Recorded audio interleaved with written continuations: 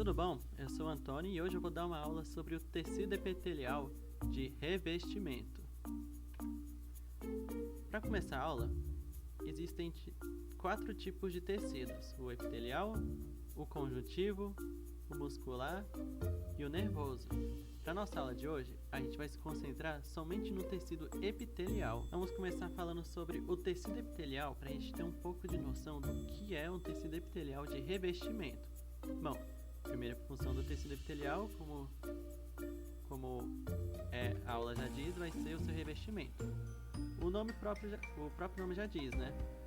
O tecido epitelial vai revestir o nosso corpo, vai cobrir. Ele fica uma camada acima da derme e não é vascularizada. Ou seja, ela não sangra. Isso é muito bom, porque se a gente sofrer qualquer impacto, a gente não vai ter um sangramento. Ela vai revestir o nosso corpo, vai proteger de impactos e também de invasores. Ela vai ter essa função de revestimento e proteção. A sua segunda função está associada à secreção.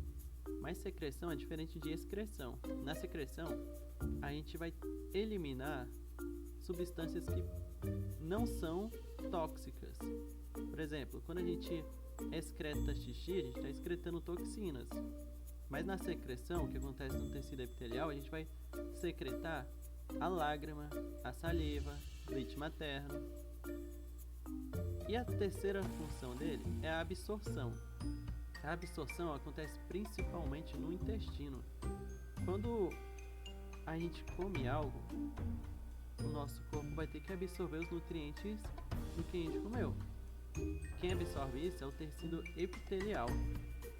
Aqui eu coloquei que as camadas de revestimento são bem sensitivas, só que na verdade o que é sensitivo é a derme, porque o tecido nervoso vai operar na derme, ou seja, a gente vai ter sensações de pressão, de dor.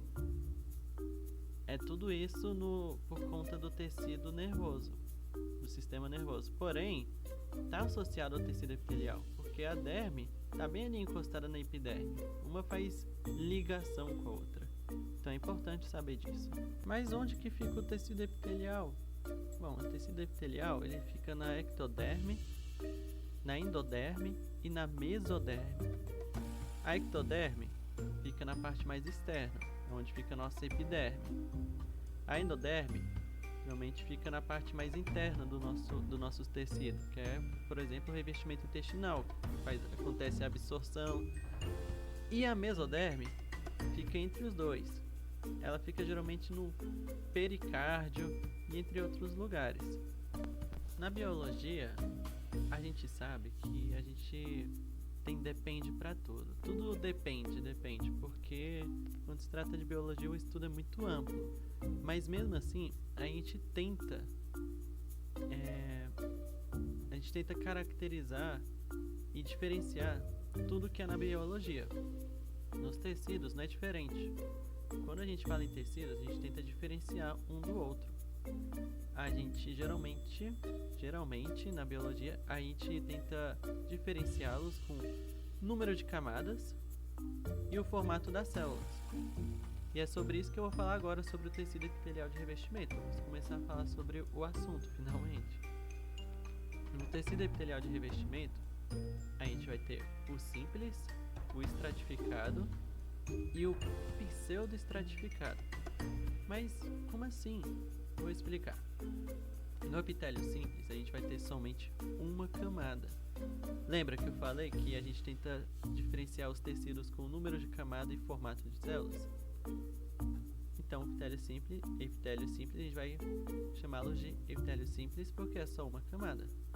No epitélio estratificado, a gente vai ter mais de uma camada. Aqui no desenho a gente consegue ver que são 2 camadas, mas pode ser 3, 4. E o epitélio pseudoestratificado, do grego pseudo é falso, quer dizer que ele é do tamanho, em altura ele é igual ao epitélio estratificado, porém ele só possui uma camada só. Então ele é um pseudoestratificado. Ele é quase um estratificado, só que ele só tem uma camada. Ele só tem um tamanho por causa da sua altura. Continuando nossa aula, a gente acabou de falar sobre o número de camadas e como nós, na biologia, classificamos no tecido epitelial de revestimento. Agora, vamos falar sobre o seu formato. A gente classifica o tecido epitelial em 4 tipos de formato. O primeiro delas é a pavimentosa. Se ela é pavimentosa, ela vai ser mais achatada. Vai lembrar pavimento, por isso que o nome é pavimentoso. Ela se estica mais. Em seguida, a gente vai ter a célula cúbica. Como o nome já diz, o tecido vai ser cúbico. Geralmente o tecido cúbico não vai ficar em lugares que estão bem esticados, em lugares mais comuns. Temos também a célula prismática. A célula prismática ela vai ter uma aparência colunar, ela é maior, ela tem um comprimento maior. E por último, o tipo de tecido que mais pega as pessoas é a célula de transição. Mas, Antônio, como assim célula de transição? A célula de transição é uma célula que ela começa com um formato, só que por algum motivo ela se deforma e fica um outro. Um exemplo de um tecido de transição é a bexiga. A bexiga, normalmente ela possui um formato cúbico, porém a bexiga ela é muito pequena e a gente vai armazenando muito xixi lá dentro, né? Então ela vai crescendo, ela se estica. Então de cúbico ela vira pavimentosa, porque ela está esticando, as células estão se esticando. E aí, com essas características do tecido epitelial de revestimento, a gente vai ter os dois tipos. A gente pode ter um tecido de epitélio simples, pavimentoso, simples, cúbico. Cabe ver o lugar, o tecido, onde está alojado esse tipo de tecido de revestimento. Galera, entenderam? Tá massa? Gostaram? É bom que tenha entendido, porque agora eu vou colocar na descrição desse vídeo exercícios. Os exercícios vão ser do Google Forms sobre a nossa aulinha. E aí vocês respondem e eu vou ver se vocês souberam mesmo, entenderam mesmo sobre o tecido epitelial de revestimento. E lembre-se bem do que eu falei, porque algumas coisas é cobrado em vestibulares. Tudo bem? Eu aguardo vocês. Até mais.